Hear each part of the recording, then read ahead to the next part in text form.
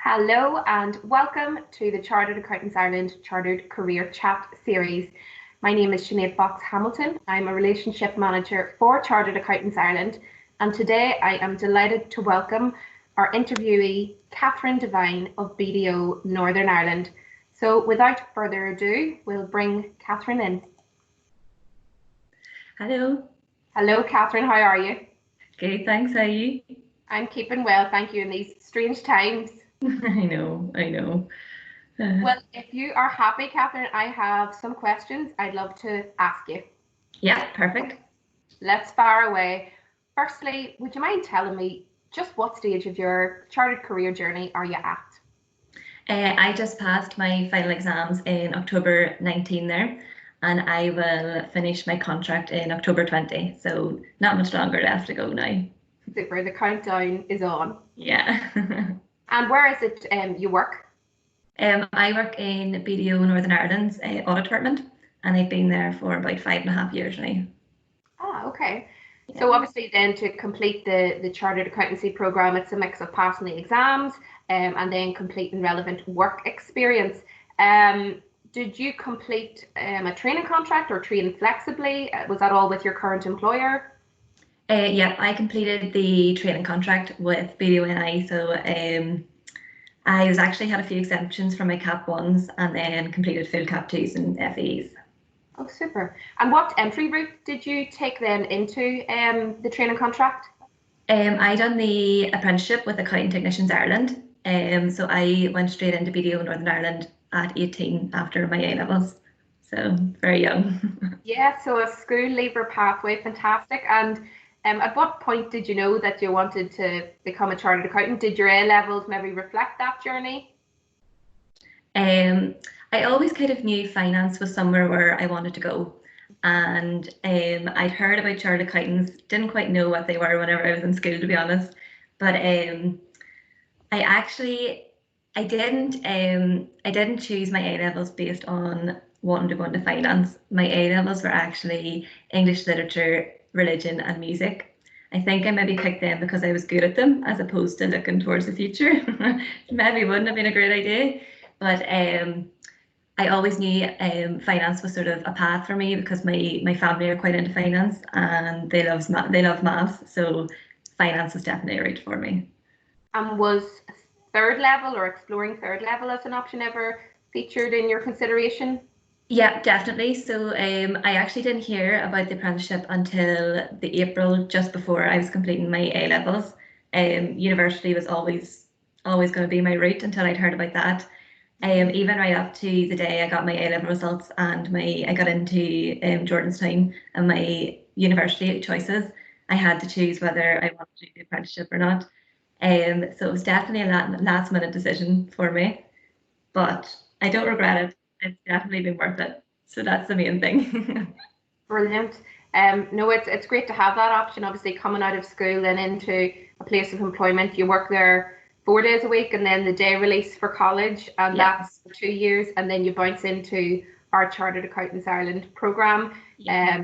And now you've all the exams in your rear view mirror, and just in the countdown to membership, admittance, should I say.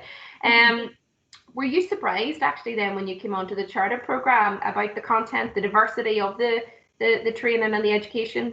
Yeah, definitely. I know sort of the CAP 1, it sort of mirrored what I'd done in Accounting Technicians Ireland, which was a benefit for me, I suppose, with the exams. But once you move into your CAP 2s and FEs, there's definitely there's a wider variety of subjects you go into there. You know, you touch into sort of corporate financing things, and definitely there were topics that I didn't even realize were topics until I started.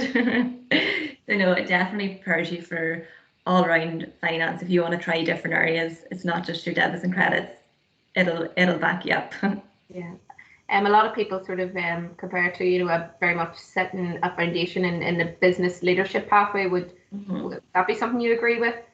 Yeah, definitely. I know actually in your FEs you do study specifically business leadership, so that it definitely gives you the sort of background for your journey through the business world. Like 100%, business leadership would be a key topic throughout your charter journey. And how did you find it in all reality, Catherine, in terms of balancing, I suppose, full-time professional work and professional study? It is tough. I'll not lie about that. It is tough, but everybody's definitely capable of doing it. You have a support network around you from Chartered Accountants Ireland, and I had it with BDO&I, and I'm sure other firms also have it, which definitely carries you through. You've got your friends, which will probably be your friends for life because you've been through so much horror. No, so definitely the support you receive and the mentors you have, and the fact that you're in a team. Basically, you're all in that together. You're not by yourself. Gets you through. Yeah, I totally agree. You know, there's tough testing times, but it's all worth it in the end. It's sort of, I'm just thinking of that long-term goal, isn't it? Yeah. In terms of your day job, then what's that been like? What's been the nature of your work? If you tell us a bit about that. Every day is definitely different. Week on week, you're sort of going in out and out of different businesses who work in different industries. So I know myself, I've gone from hospitality to construction just in the last 2 weeks, or you're in and out of manufacturing. You're meeting loads of different people. You're seeing how businesses are actually formed, you know, from the start right through. And definitely every day is interesting. There's something, you find out something new every day, and you're talking to different people most days. Yeah, brilliant. And I suppose in starting to wrap up, is there 3 qualities or skills you think are essential for a chartered accountant? Yeah, I do think you'd be quite driven because I know it is a long road sometimes, but worth it. Definitely organised. Organised is key because you've so many different people to talk to in the one day, and communication skills, which I've thankfully learned throughout the last 5 years. I know, and some people think it's a career for introverts or it's quite an isolated type profession, but not the case at all, I found. Definitely not. Yeah, definitely not. You're talking to different people every day and all day. There's never really a time where you're by yourself. And has anything surprised you about the qualification? Maybe what you've just said or anything else? Or? Well, probably the mass of information you actually learn throughout the qualification. It's not just, you know, financial accounting and reporting, things like that there. And all there is going to be support there, but you're like, people have their own jobs. So definitely, I was so surprised at how close knit everybody is and support you can actually gain and the network. And Absolutely, there's a real sense of community I've found within the definitely, profession. definitely.